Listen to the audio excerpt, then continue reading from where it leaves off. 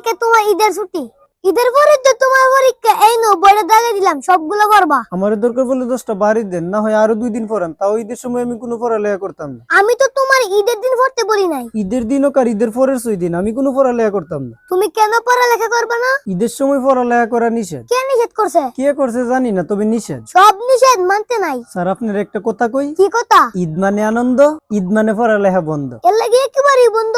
একেবারে না, যতদিন আনন্দ ততদিন বন্ধ। এত আনন্দ করলে পড়ালেখা করবে কোন দিন? যেই দিন আনন্দ শেষ হইব তার পরের দিন। আনন্দ শেষ হইব কোন দিন? সেইটা আবার ঈদের পরের দিন। এমন করলে তো তুমি ফেল করবা। না স্যার, ইনশাল্লাহ করতাম না। তুমি যদি ফেল করো তোমার বাঁচাইবো কেডাই? আল্লাহ যদি আমারে ফাঁস করায় টেহাইব কেডায়? শুধু পাস করলে তো হবে না, পাস করে এক জিনিস, ভালো রেজাল্ট আরেক জিনিস। যেই মালিক পাস করায় সেই মালিক ভালো রেজাল্টও করায়। দুনিয়াটা এত সহজ না, পড়ালেখা করতে হবে বারবার। রমজানের ঈদ তো সস্তা না, বছরে পাই একবার। তুমি কিন্তু বিশাল বড় একটা চাপে পড়বা। যেই দিব আমারে চাপ আমি তার বাপ। বাপ হওয়ার যাই হোক, পড়ালেখার কোনো বিকল্প নাই। আল্লাহ থাকতে আমার কোনো টেনশন নাই। যেই বন্ধুটাতে তুমি কি করবা? কি করুম আবার, আনন্দ করুম। বন্ধু কিন্তু অনেক বড়। আমার আনন্দ তার চাইতে বড়। আনন্দ করো ঠিক আছে, আনন্দের পাশাপাশি পড়ালেখাটাও করো। স্যার কাউয়া আর ডেউয়া কোনোদিন এক জায়গায় থাকে না। পড়ালেখা কি তোমার কাছে দেওয়া? না স্যার, পড়ালেখা আমার কাছে কাউয়া। এমন করলে পরীক্ষায় তুমি লেখবাটা কি? লেখা দিমু স্যার, ধরেন কোনো না কোনো গরুর মাথা, গরুর মাথা তুমি লেখতে পারতা না। তাইলে লেখবো ছাগলের মাথা। ছাগলের মাথা আর গরুর মাথা